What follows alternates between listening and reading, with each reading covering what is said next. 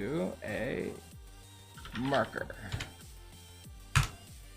Okay, so today we are on to component pattern of the Game Programming Patterns book.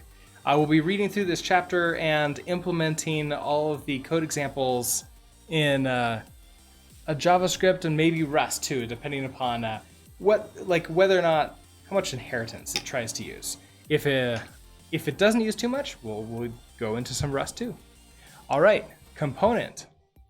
Intent. Allow a single entity to span multiple domains without coupling the domains to each other. Motivation. Let's say we're building a platformer. The Italian plumber demographic is covered, so ours will be a Danish baker, Bjorn.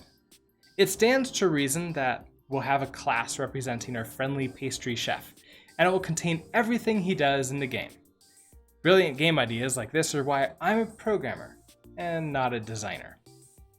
Since the player controls him, that means reading controller input and translating that input into motion. And, of course, he needs to interact with the level, so some physics and collision go in there. Once that's done, he's got to show up on screen, so toss in animation and rendering. He'll probably play some sounds, too. Hold on a minute, this is getting out of control. Software Architecture 101 tells us that different domains in a program should be kept isolated from each other. If we're making a word processor, the code that handles printing shouldn't be affected by code that loads and saves documents. A game that doesn't have the same domains as a business app, but the rule still applies. As much as possible, we don't want AI, physics, rendering, sound, and other domains to know about each other. But now we've got all that crammed into one class. We've seen where this road leads to, a 5,000 line dumping ground source file so big that only the bravest ninja coders in your team even dare go in there.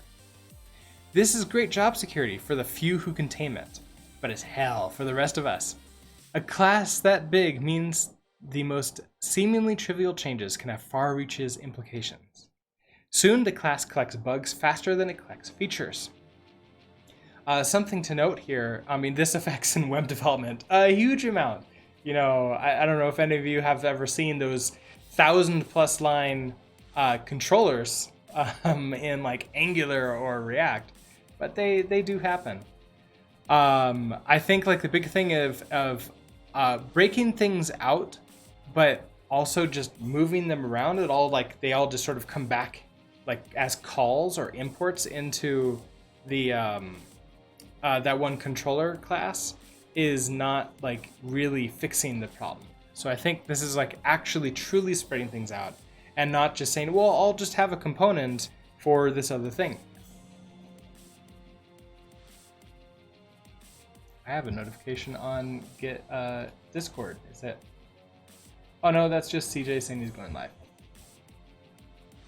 I don't need to worry about that. Maybe we can raid him at the end. We'll see how many people we have. The Gordian knot. Even worse than the simple scale problem is the coupling one. All of the different systems in our game have been tied into a giant knotted ball of code. Okay, so if colliding with floor and get render state is invisible, okay, so if we're colliding with the floor and we're not invisible, then hit the floor. Any programmer trying to make a change in code like that will need to know something about physics, graphics, and sound just to make sure they don't break anything. While coupling like this sucks in any game, it's even worse on modern games that use concurrency. On multi-core hardware, it's vital that code is running on multiple threads simultaneously. One common way to split a game across threads is along domain boundaries. Run AI on one core, another on sound, rendering on a third, etc. Once you do that, it's critical that those domains stay decoupled in order to avoid deadlocks or other fiendish concurrency bugs. Having a single class with an update sounds method that must be called from one thread and a render graphics method that must be called from another is begging for those kinds of bugs to happen. These two problems compound each other. The class touches so many domains that every programmer will have to work on it, but it's so big, so huge that doing so is a nightmare. If it gets bad enough, coders will start putting hacks into other parts of the codebase just to stay out of the hairball that is this Bjorn class has become. Yeah, I mean, absolutely. That will definitely become a big, huge problem. Now, Rust would prevent um, these type of concurrency bugs in Rust, mainly because you couldn't borrow Bjorn mutably across two different threads. So therefore, just fixed by default, use Rust. Except Rust would also not just allow you to do that in general, so we wouldn't be able to get the benefit of threads either. Cutting the knot. We can solve this like Alexander the Great, with a sword. We'll take our monolithic Bjorn class and slice it into separate parts along domain boundaries. For example, we'll take all of the code for handling user input and move it into a separate input component class. Bjorn will then own an instance of this component. We'll repeat this process for each of the domains that Bjorn touches. When we're done, we'll have moved almost everything out of Bjorn. All that remains is a thin shell that binds the components together. We'll solve our huge class problem by simply dividing it up into multiple smaller classes, but we've accomplished more than just that.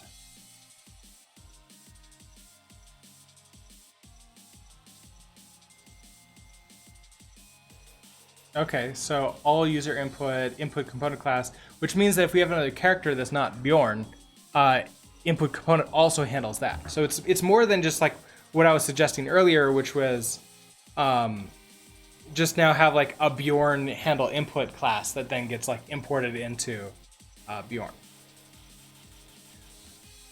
Loose ends. Our component classes are now decoupled. Even though Bjorn has a physics component and a graphics component, the two don't know about each other.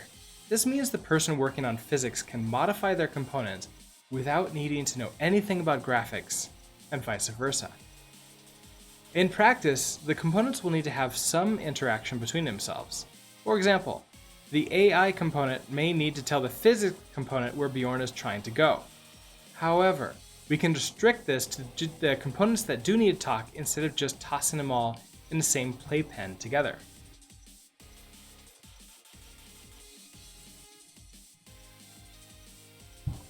Tying back together. Another feature of this design is that the components are now reusable packages. So far, we've focused on our baker, but let's consider a couple of other kinds of objects in our game world. Decorations are things in the world that the player sees but doesn't interact with. Bushes, debris, and other visual detail. Props are like decorations, but can be touched. Boxes, builders, and trees. Zones are the opposite of decorations. Invisible but interactive. They're useful for things like triggering a cutscene when Bjorn enters an area. When object-oriented programming first hit the scene, inheritance was the shiniest tool in its toolbox. It was considered the ultimate code reuse hammer, and coders swung it often. Since then, we've learned the hard way that it's a heavy hammer indeed. Inheritance has its uses, but it's often too cumbersome for simple code reuse. Instead, the growing trend in software design is to use composition instead of inheritance when possible. Instead of sharing code between two classes by having them inherit from the same class, we do so by having them both own an inheritance of the same class. Which is interesting. I found that like in a web dev world, inheritance is still, people still like to use it a lot. And it's like slow to move towards a more functional composition style. Now consider how we'd set up an inheritance hierarchy for those classes if we weren't using components. A first pass might look like, okay, so we have our game object, zone and collision, decoration and rendering, prop rendering, right, so prop is duplicated and decoration is duplicated for rendering here. We have a base game object class that has a common stuff like position orientation. Zone inherits from that and adds collision detection. Likewise, decoration inherits from game object and adds rendering. Prop inherits from zone, so it can reuse the collision code. However, prop can't also inherit from decorations to reuse the rendering code without running into the deadly diamond. The deadly diamond occurs in class hierarchies with multiple inheritance, where there are two different paths to the same base class. The pain that causes a bit out of scope for this book, but understand that they named it deadly for a reason. Right, C++ has diamond inheritance or multiple inheritance for single objects. I have not seen it, so I don't know how painful or crazy it can look. We could flip things around so that prop inherits from decoration, but then we end up having to duplicate the collision code. Either way, there's no clean way to reuse the collision and rendering code between the classes that need it without resorting to multiple inheritance. The only other option is to push everything up into GameObject, but then Zone is wasting memory and rendering data it doesn't need, and decoration is doing the same with physics. Now let's try it with components. Our subclasses disappear completely. Instead, we have a single GameObject class and two component classes, physics component and graphics component. A decoration is simply a GameObject with a graphics component but no physics component. A zone is the opposite, and a prop has both components. No code duplication, no multiple inheritance, and only 3 classes instead of 4. A restaurant menu is a good analogy. If each entity is a monolithic class, it's like you can only order combos. We need to have a separate class for each possible combination of features. To satisfy every customer, we would need dozens of combos. Components are an a la carte dining. Each customer can select just the dishes they want, and the menu is the list of dishes they can choose from. Components are basically plug and play for objects. They let us build complex entities with rich behavior by plugging different reusable component objects into sockets on the entity. Think software Voltron. So, who's going to be the head?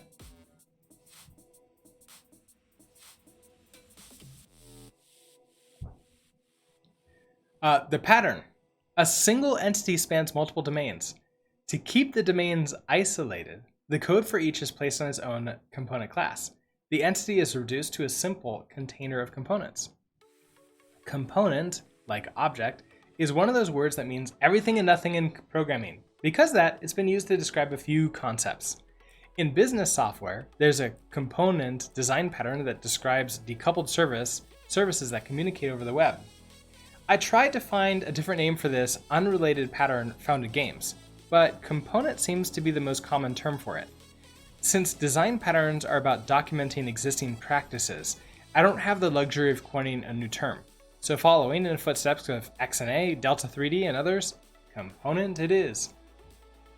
I don't know, I can't remember exactly when the book came out, but in more recent years, component and web development is huge. Not necessarily for gaming, but taking the pieces of a web application and then having them independently deployable, independently worked on.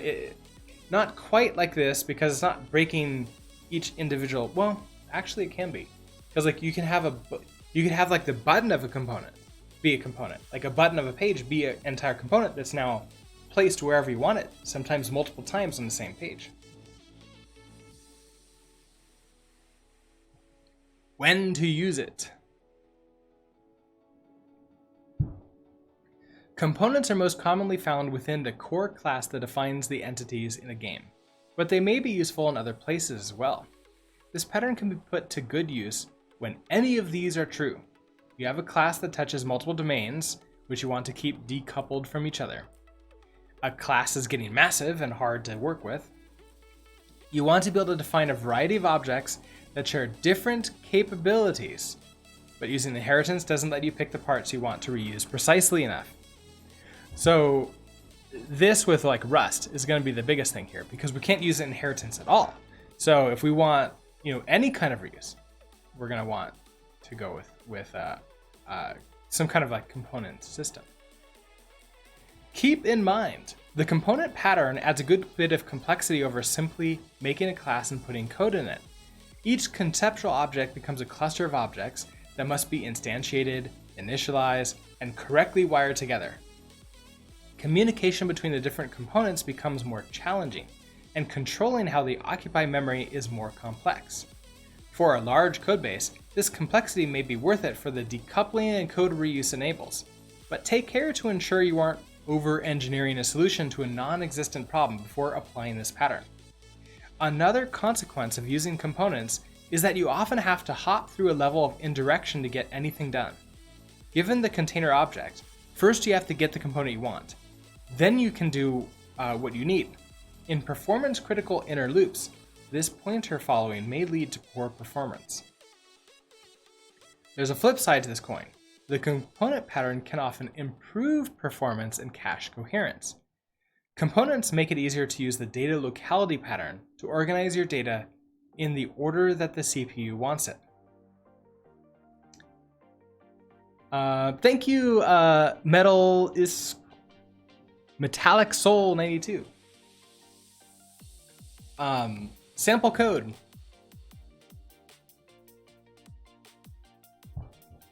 One of the biggest challenges for me in writing this book is figuring out how to isolate each pattern.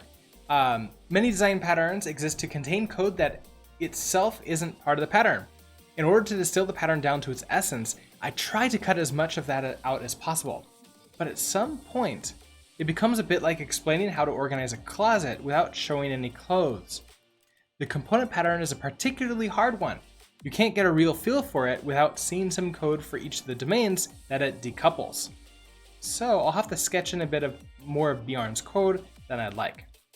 The pattern is really only the component classes themselves, but the code in them should help clarify what the classes are for. It's fake code.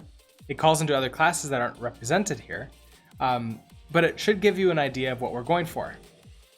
Data-oriented programming is the way to go. Yeah, absolutely, Metallic.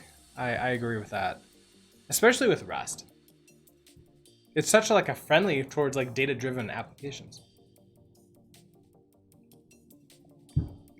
Monolithic class. To get a clearer picture of how this pattern is applied, we'll start by showing a monolithic Bjorn class that does everything we need, but doesn't use this pattern. I should point out that using the actual name of the character in the codebase is usually a bad idea. The marketing department has an annoying habit of demanding name changes days before you ship. Focus test shows males between 11 and 15 respond negative to Bjorn. Use Sven instead. This is why many software projects use internal-only code names. Well, that, and because it's more fun to tell people you're working on Big Electric Cat than just the next version of Photoshop. Okay, so we're into code now.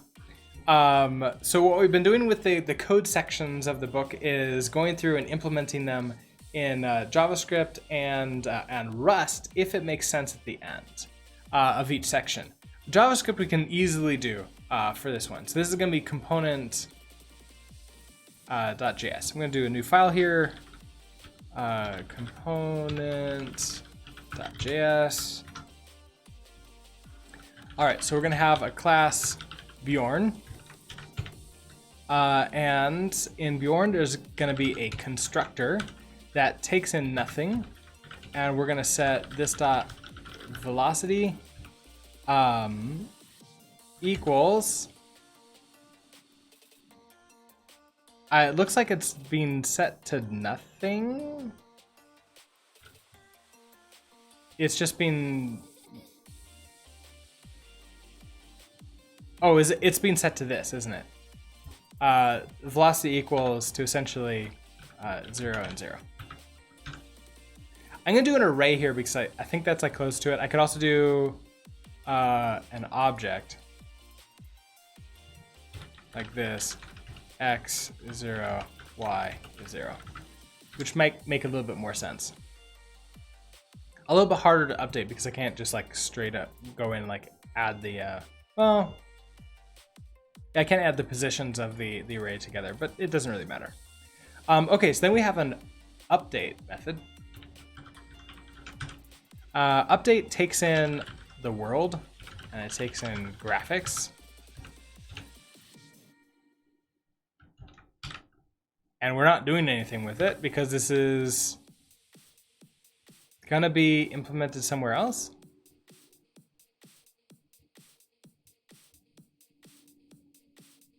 Or is it just not showing us that it's doing stuff to it? Okay, so then we have private static constant walk acceleration. So this dot walk acceleration equals 1. We have our velocity, which we already have in there. X and Y. Oh, so this dot X equals, so we don't really know what it is. We can just set it 0. This dot Y equals 0. Then we also have volume. So this dot volume.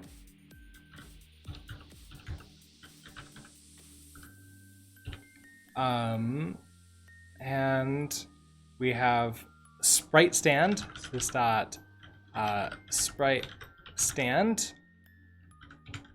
This dot sprite walk left. This dot sprite walk right. Bjorn has an update method that gets called once per frame by the game. So here's this update. So it takes in the world and the graphics, and then now we're gonna do stuff to it. So apply the user input to the hero's velocity. So that's fun. So they're gonna do like a switch statement. There's only 2 elements to this, so it sounds like it should be like maybe. I like ifs a little bit more. If we're gonna call into like the controller, get joystick direction. Okay, so basically some kind of global like mount, like button clicked. So I guess we could just do, if there's like a controller class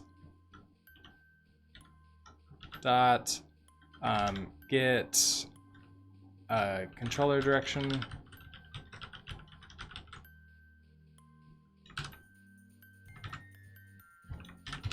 So if that's the case, so if that, I guess we could do this up here. So const direction equals that. Then if direction is equal to essentially left, then velocity, so then we set our velocity, this dot velocity dot x minus equals walk acceleration. So this dot walk acceleration. Else if direction is equal to right, this dot velocity dot x plus equals to this dot walk acceleration. Then we have to modify the position by the velocity. And we've done this a few different times. So it's gonna be this dot x plus equals to this dot velocity dot x. This dot y plus equals to this dot velocity dot y.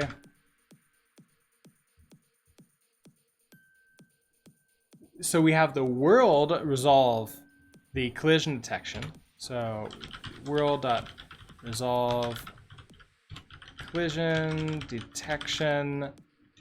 We hand it, interesting, the volume. Oh, the volume. So this dot volume, this dot x, this dot y, this dot velocity. Draw the appropriate sprite. So then, are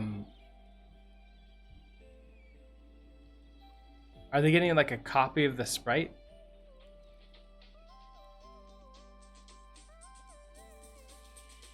So like they're getting the sprite as a reference to sprite stand. Oh, they're overwriting it. So they're figuring out which one they need to work on. I guess that can make sense.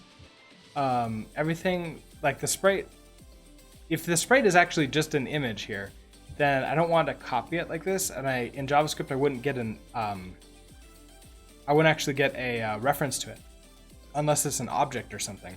But if it's actually just the raw data of like the image itself, that's not going to work for me. So instead, I probably reverse this, and then I could just have the draws in here instead of one draw. And so it's still only going to draw once. So what I can do is if this dot velocity dot x is less than 0,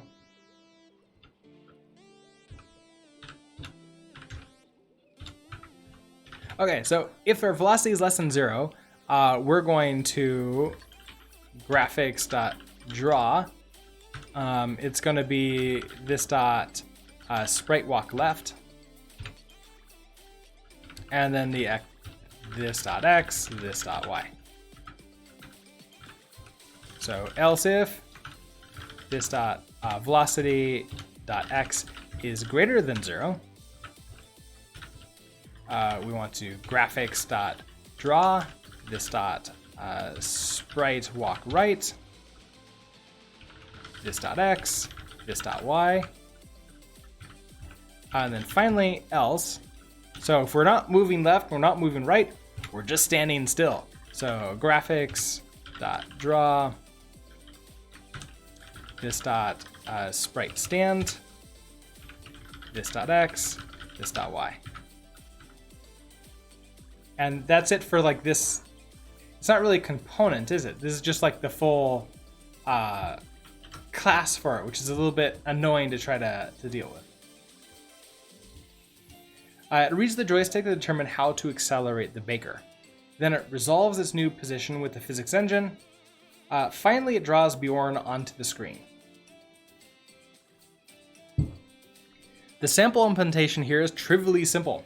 There is no gravity, animation, or any of the dozens of other details that make a character's fun to play. Even so, we can see that we've got a single function that several different coders on a team will probably have to spend time in, and it's starting to get a bit messy. Imagine this scaled up to 1,000 lines, and you can get an idea of how painful it can become. Splitting out a domain. Starting with one domain, let's pull a piece out of Bjorn and push it into a separate component class. We'll start with the first domain that gets processed, input. The first thing Bjorn does is read in user input and adjust his velocity based on it. Let's move that logic out into a separate class.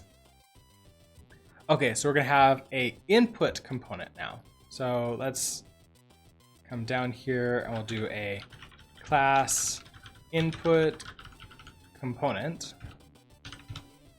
And it looks like we'll have an update method that takes in Bjorn.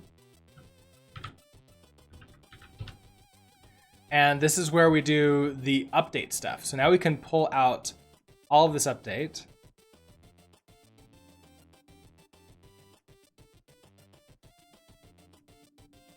Now what's interesting is,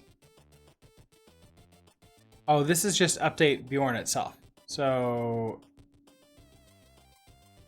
the collision detection doesn't happen as this velocity.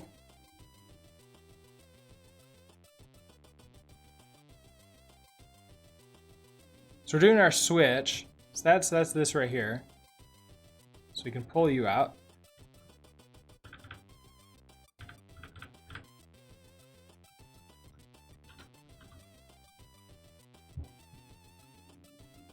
And that's pretty much it that we're doing here. So that means in this update, we're going to have to call this input component update. Oh, and then this also needs to be Bjorn stuff. So we get the direction, and then it's going to be, instead of this, we're going to say Bjorn. Dot walk acceleration and all that stuff. So that way it actually does update, and we have to call now input component update Bjorn. Pretty simple. We've taken the first section of Bjorn's update method and put it into this class. The changes to Bjorn are also straightforward. So now in update here, we take in world and graphics and input update this. Oh, which means that we need to store an instance of the input component just for Bjorn.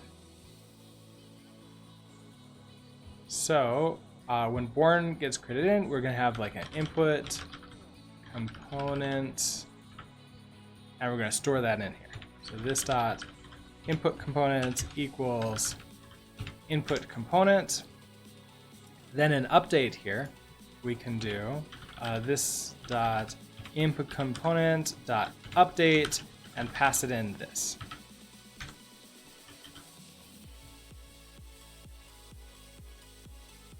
And I think that's the big difference here, because like the updates like to move is still happening here. Yeah. Bjorn now owns an input component object, where before he was handling user input directly in a state. In the update method, now he delegates to the component. So input, update this. Yep, that's what happens. We've only started, but we've already gotten rid of some coupling. The main Bjorn class no longer has any references to controller. This will come in handy later.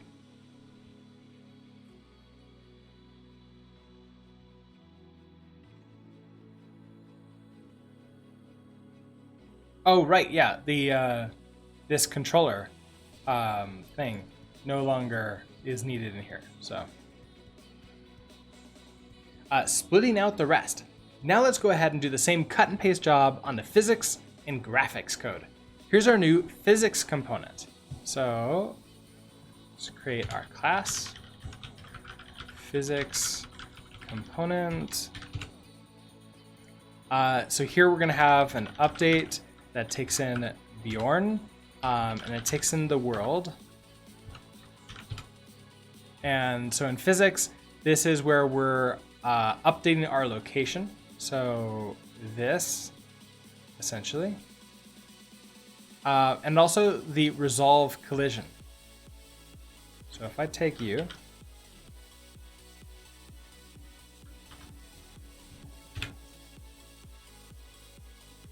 we replace this. Okay, so it's all the way to this dot velocity.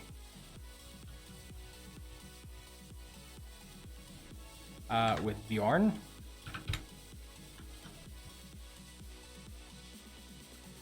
That now updates our physics component. We can come back to Bjorn here. And so, our physics component will have to be brought in too. So, physics component,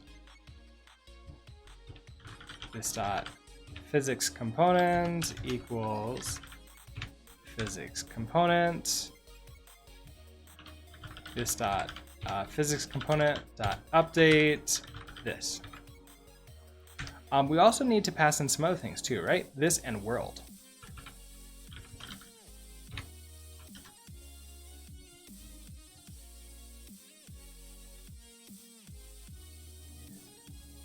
Okay, so we moved that out. We did all this stuff.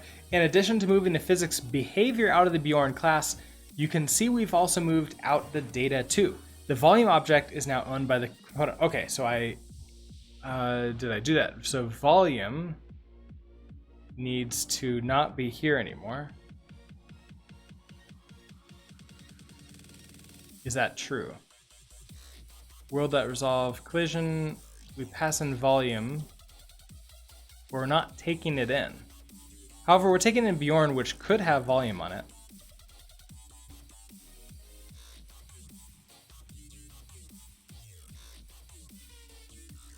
Okay, so I guess the idea is that this volume goes away.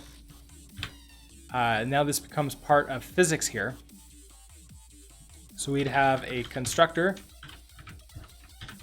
that then does this. This volume equals that.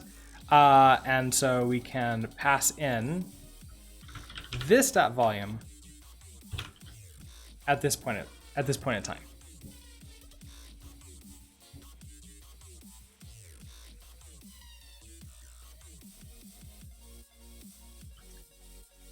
Last but not least, here's the rendering. Here's where the rendering code lives now. So now we have a graphics component. So class graphics component.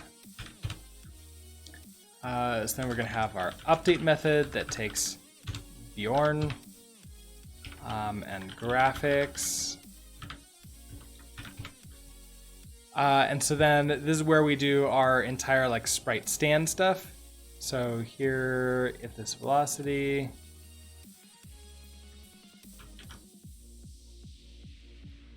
throw that into here. Okay, so if this dot velocity, so it's really gonna be this all you with Bjorn. Okay, so if Bjorn.velocity.x is less than 0, so like deal with all these. And then the graphics draw with that, so which means we now need, and this is all fine, so we now need, oh, the sprite stand. I wonder if we can, because we need to deal with that.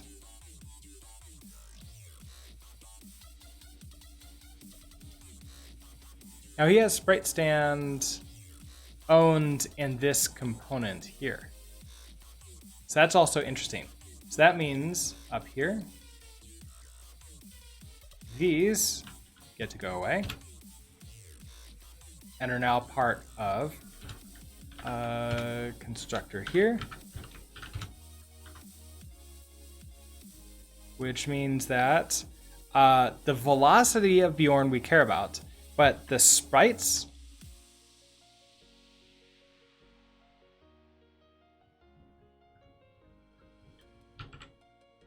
these are now going to be this dot.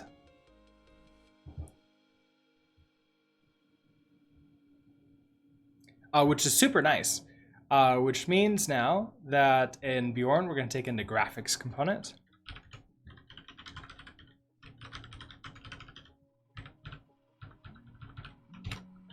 This dot graphics component equal to graphics component, and an update, which is like super small now. Now it's going to be this dot graphics component dot update this.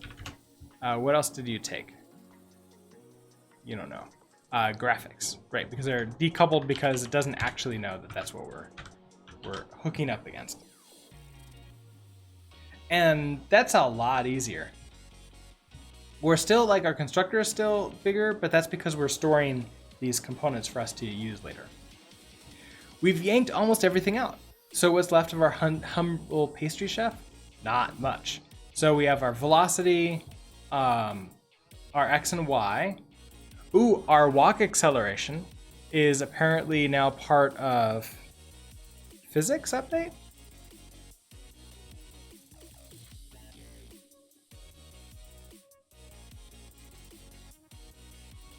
Where did they put that? Input component now has the walk acceleration. So walk acceleration, you go away and you come as part of input component. So we do need a constructor here. And then we walk you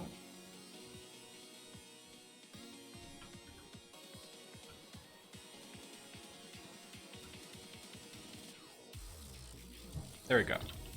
Then it becomes this dot walk acceleration.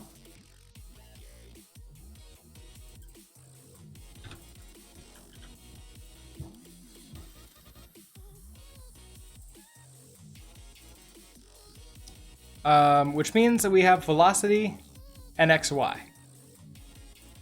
And that's pretty much all we have now. The rest of it is just storing references to these components here. The Bjorn class now basically does two things. It holds the set of components that actually define it, and it holds a state that is shared across multiple domains. Position and velocity are still in the core Bjorn class for two reasons. First, they are pan-domain state, and almost every component will make use of them. so it isn't clear which component should own them if we did want to push them down. Secondly, and more importantly, it gives us an easy way for the components to communicate without being coupled to each other. Let's see if we can put that to use. Robo Bjorn. So far, we've pushed our behavior out to separate component classes, but we haven't abstracted the behavior out. Bjorn still knows the exact concrete classes where his behavior is defined. Let's change that. We'll take our component for handling user input and hide it behind an interface. We'll turn input component into an abstract base class. Okay, so in JavaScript, to create an abstract class, we just create a normal class, input component. So we're gonna have class input component. Now it's gonna be the same thing here. And then we're gonna have, so virtual input component is a method on, constructor. Constructor, that doesn't really do anything. Virtual void update, and then we're gonna have an update that takes in Bjorn and doesn't do anything. Then we'll take our existing user input handling code and push it down into a class that implements that interface. So instead of input component, this becomes player input component, extends input component.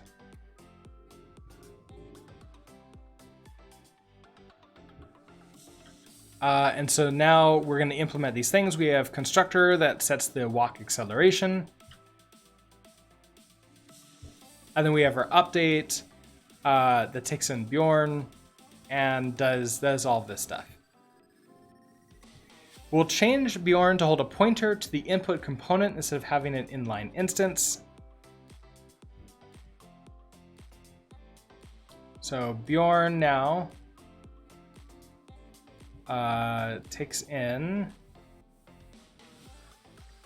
input component input. So now it's going to be, instead of input component, it's going to be input.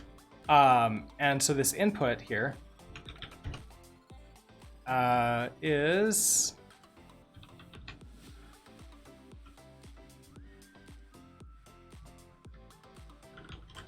input equals input.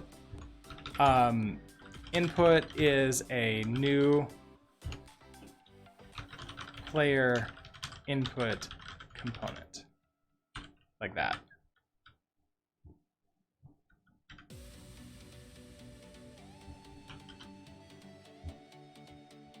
And so it's just gonna be this dot input. All right, I think everything should be happy again.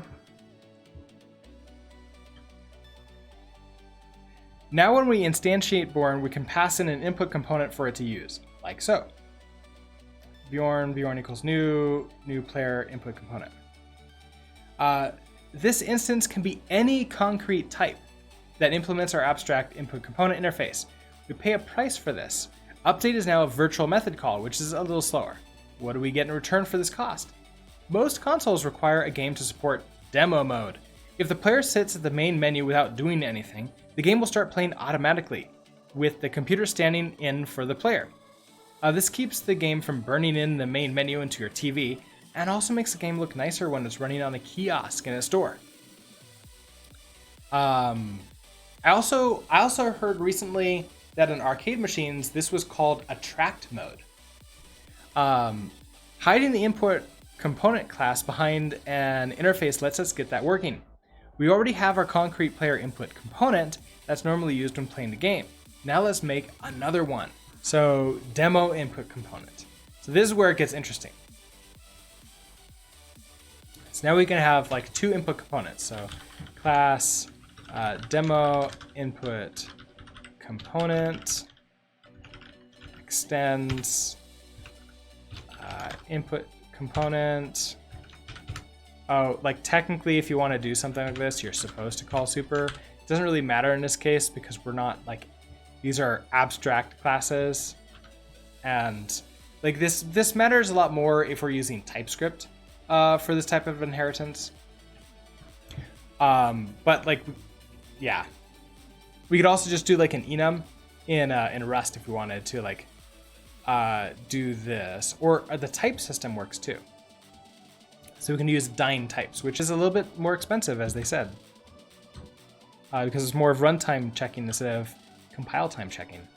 But okay, so our demo, we're gonna have our constructor that calls super.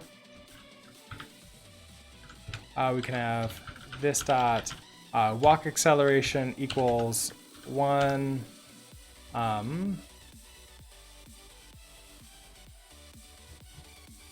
And then we have our update.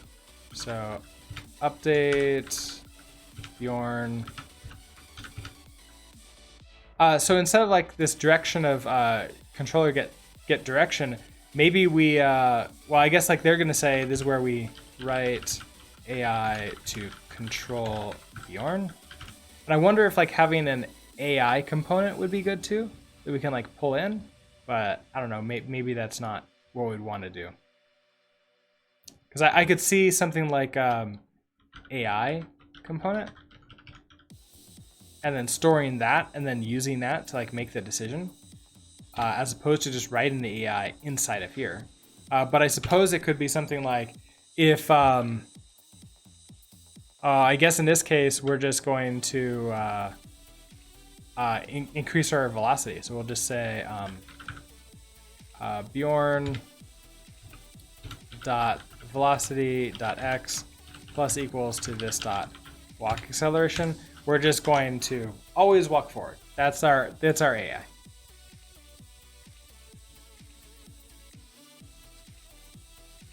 When the game goes into demo mode, instead of constructing Bjorn like we did earlier, we'll wire him up with our new component. So Bjorn equals new Bjorn, new demo input component. And now, just by swapping out a component, we've got a fully functioning computer-controlled player for demo mode. We're able to reuse all of the other code for Bjorn. Physics and graphics don't even know there's a difference. Maybe I'm a bit strange, but it's stuff like this that gets me up in the morning. That and coffee. Sweet, steaming hot coffee. For me, it's tea. I'm a tea drinker.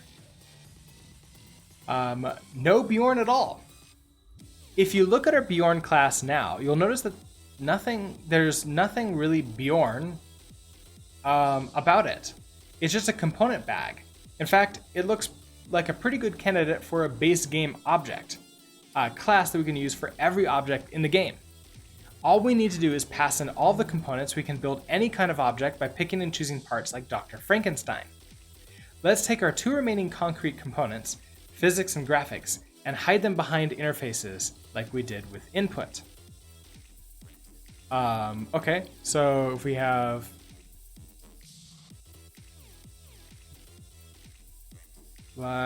so we have a demo, so now we have a physics component, and I guess that means we're going to do a class physics component.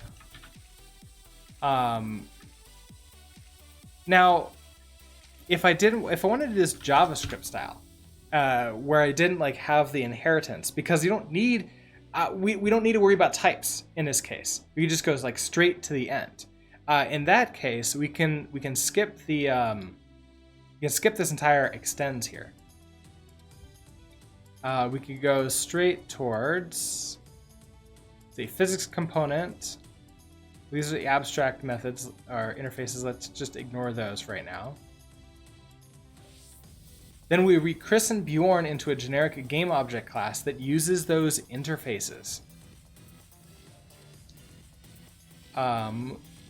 Right, so like physics, and so this takes in physics.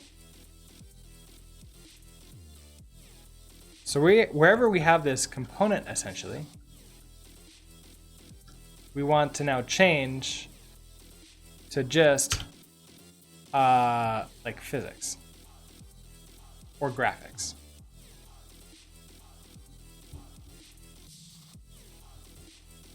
Some component systems take this even further. Instead of a game object that contains its components, the game entity is just an ID which is a number. Then you maintain separate collections of components where each one knows the ID of the entity it's attached to. These entity component systems take decoupling components to the extreme and let you add new components to an entity without the entity even knowing. The data locality chapter has more details. So like that's what I was thinking we were going to have to do for like the update method. This would actually work even better. So I'm glad I didn't like go through that entire hassle just to learn this. Now, did he rename this? Yeah, it's now renamed game object.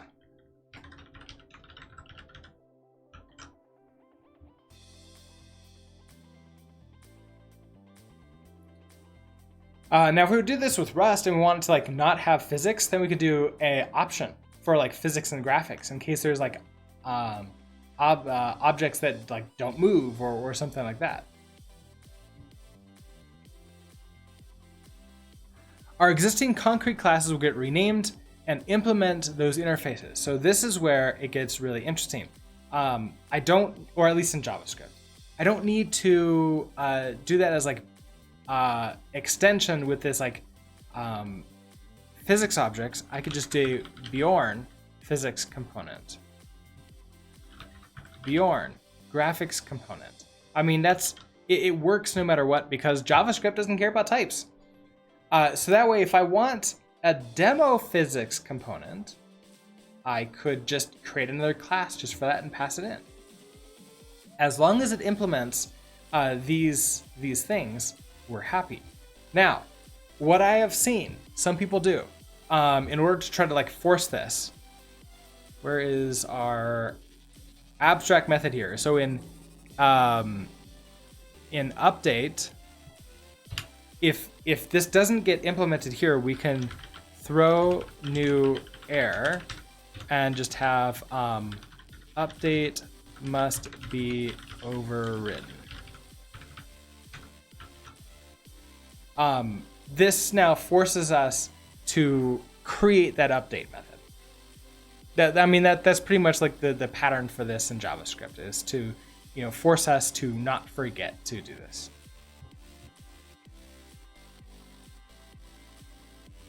And now we can build an object that has all of Bjorn's original behavior without having to actually create a class for him, just like this. Okay, so at the very beginning in our setup, we're gonna have something like const Bjorn equals,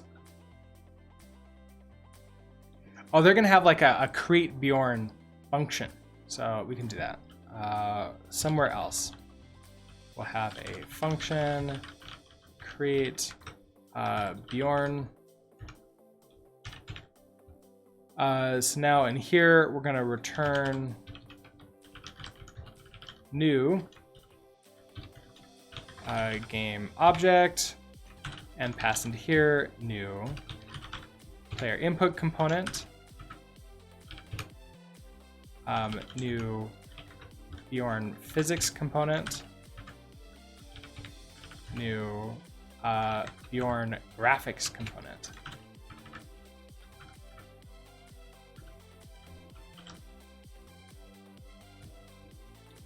This create Bjorn function is, of course, an example of the classic Gang of Four factory method pattern. By defining other functions that instantiate game objects with different components, we can create all the different kinds of objects our game needs.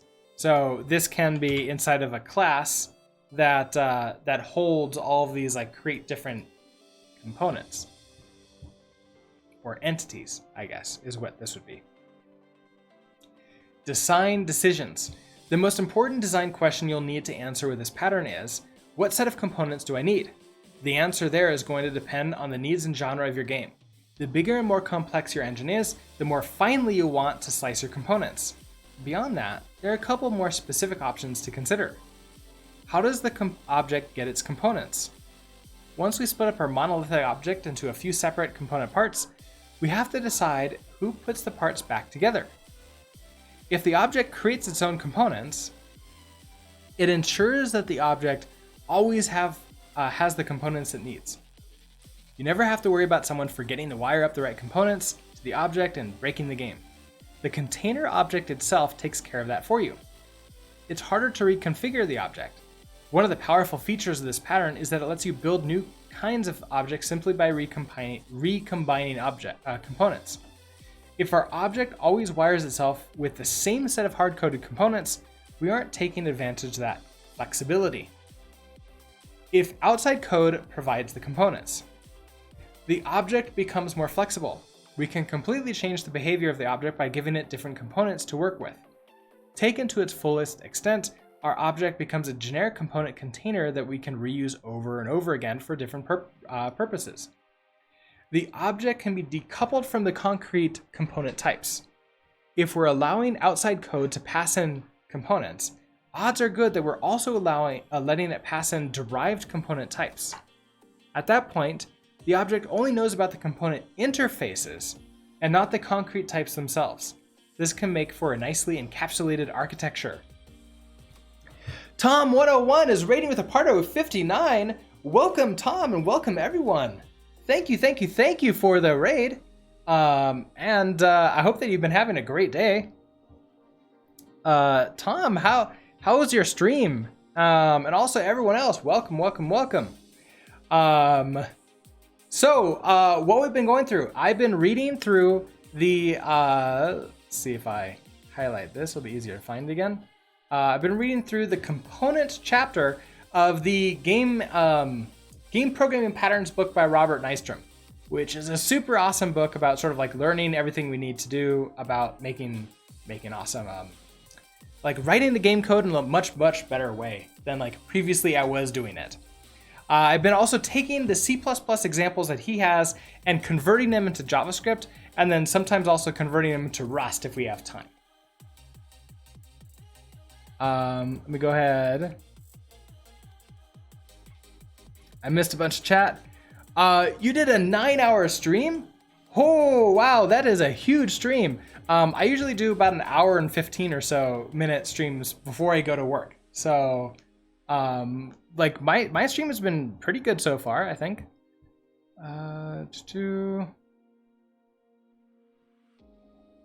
My bot is going crazy because it sort of wasn't expecting me to have this many chatters in the stream, so it went a little bit crazy. Sorry about that. You recently got into Clean Code by Uncle Bob? Eye-opening? Oh, absolutely. Clean code, architecture, all that stuff is good. Oh yeah, my bot is super upset now. Just to show you what that is, I'll turn it on. That's the drop game that I have. I have it hidden away while I was doing like the main part of the game, but I'll definitely show this off. That is a bug that I need to fix. So let me add that in here. Drop it game is, the bot went crazy after a raid and started announcing the drop game after every chat message. So I'll need to fix that later. This is like Trello on crack. Yeah, this is Git Kraken's boards. So sort of. All right. Anyways, I'm gonna see if I can finish this. Definitely a good stress test. All right, but I'll leave the drop game up. So feel free to just play this. How do components? Let's see. Yeah, we read through this one. So how do components communicate with each other? Perfectly decoupled components that function in isolation is a nice ideal, but it doesn't really work in practice. The fact that these components are part of the same object implies that they are part of a larger whole and need to coordinate. That means communication. So how can components talk to each other? There's a couple options, but unlike most design alternatives in this book, these aren't exclusive. You will likely support more than one at the same time in your designs. By modifying the container object state, it keeps the components decoupled. When our input component sets Bjorn velocity and physics component later used it, the two components had no idea that the other even existed. For all they knew, Bjorn's velocity could have changed through black magic. It requires any information that components need to share to get pushed up into the container object, which would be that global game object. Often there's a state that's really only needed by a subset of components. For example, an animation a rendering component may need to share information that's graphics specific. Pushing that information up into the container object where every component can get to it muddies the object class. Worse, if we use the same container object class with different component configurations, we can end up wasting memory on state that isn't needed by any of the object's components. If we push some rendering specific data into the container object, any invisible object will be burning memory on it with no benefit. It makes communication implicit and dependent on the order that components are processed. In our sample code, the original monolithic update method had a very carefully laid out order of operations. The user input modified the velocity, which was then used by the physics code to modify the position, which in turn was used by the rendering code to draw Bjorn at the right spot. When we split that code out into components, we were careful to preserve that order of operations. If we hadn't, we would have introduced subtle, hard to track bugs. For example, if we'd updated the graphics component first, we would wrongly render Bjorn at his position on the last frame, not the first one. If you imagine several more components and lots more code, then you can get an idea of how hard it would be to avoid bugs like this. Shared mutable state like this, where lots of code is reading and writing the same data, is notoriously hard to get right. That's a big part of why academics are spending time researching pure functional languages, like Haskell, where there's no mutable state at all. Or like Rust, where that kind of thing just doesn't cause problems. By referring directly to each other. The idea here is that components that need to talk will have different references to each other without having to go through the container object at all. Let's say we want to let Bjorn jump. The graphics code needs to know if he should be drawn using a jump sprite or not. It can determine this by asking the physics engine if he's currently on the ground. An easy way to do this is by letting the graphics component know about the physics component directly. Okay, so we have our Bjorn graphics component. So if we take a look at that over in our code here, here's our Bjorn graphics component. Takes in physics. Okay, so it takes in the physics and it's going to store that away. So this dot physics equals the physics engine for this. Then we're going to have our update method, and we're going to take in the game object. So this becomes game object, and our graphics. I mean, this is still like, in a way, we know that this still is Bjorn graphics component, so it's still Bjorn. It might as well still be Bjorn.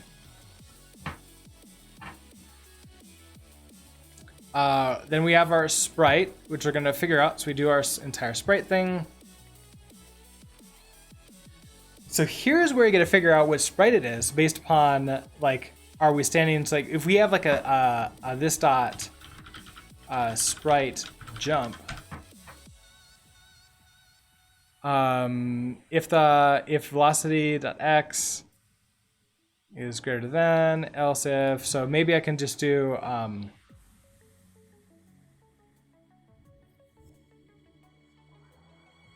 physics is on ground, so we have to, well, this is just drawing out, right? So if, interesting, so like physics is not on, so physics can ask us if we're on the ground.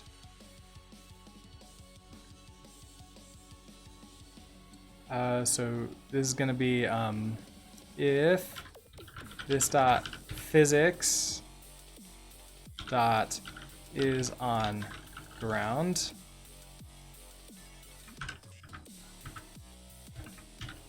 I mean, in a way, we just do all of this stuff now.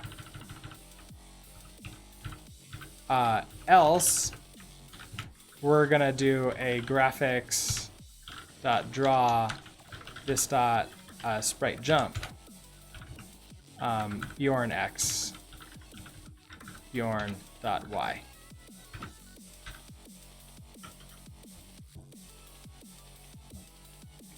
When we construct Bjorn's graphics component, we'll give it a reference to his corresponding physics component, to specifically his corresponding physics component. So when we create the graphics component here, we now need to store in, so const Bjorn physics equals new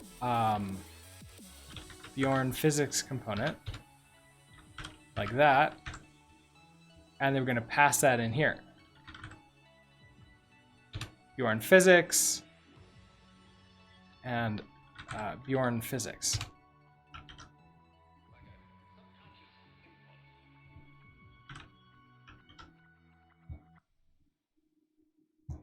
This is simple and fast. Communication is a direct method call from one object to another.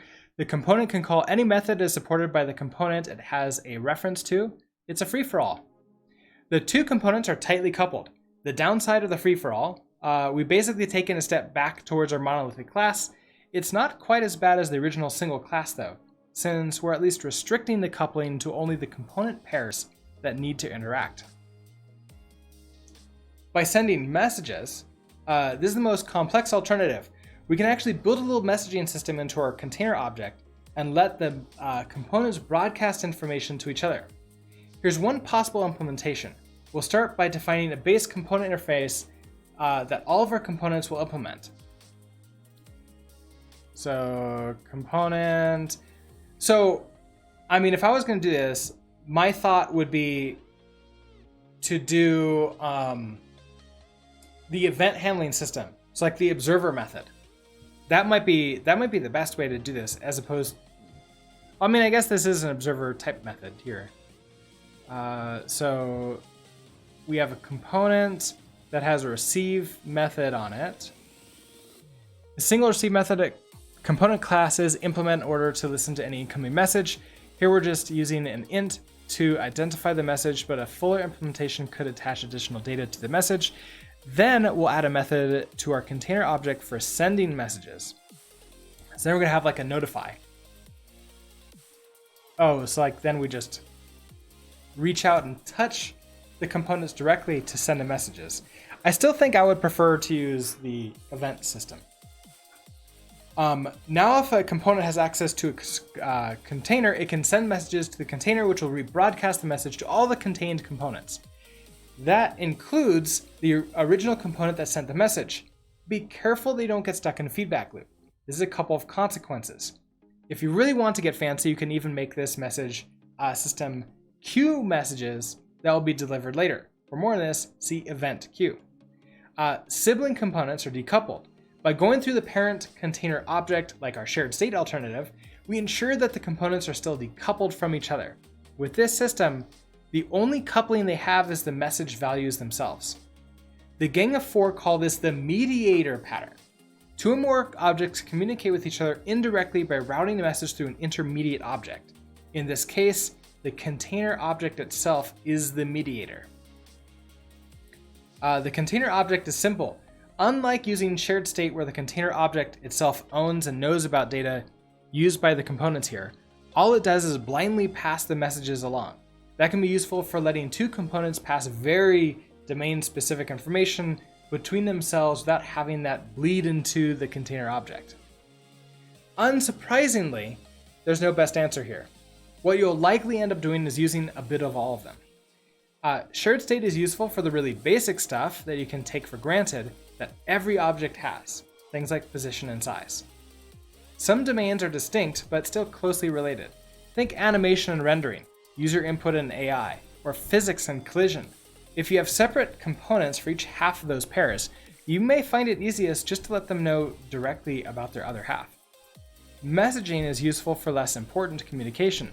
Its fire and forget nature is a good fit for things like having an audio component play sound when a physics component sends a message. that the object has collided with something. As always, I recommend you start simple and then add in additional communication paths if you need them. And then we have RC also, which basically, okay, Unity Framework's core game object class is designed entirely around components. Delta 3D engine has a base game actor class that implements this pattern with the appropriate named actor component base class. Microsoft's XNA game framework comes with a core game class that uses game components. This is very similar to the strategy pattern. Components are a bit more self-important. They often hold state that describes the object and helps define its actual identity. However, the line may blur. You may have some components that don't need any local state. In that case, you're free to use the same component instance across multiple container objects. And at that point, it really is behaving more akin to a strategy. And that's this chapter. So I think there's part of this that we can implement in Rust. Specifically, the part where we pass in these instances of like the components for like physics and graphics. I think we can do that in Rust, no problem whatsoever. We'll have to use dynamic dispatch with like the dynamic trait objects, but I don't think that's going to be a big problem. So I think we're going to do that tomorrow. That'll be my plan. The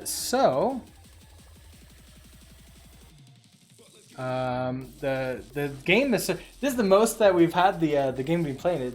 It's interesting. It gets easier to play the bigger, like the more you spread out sideways from it, or the higher you go.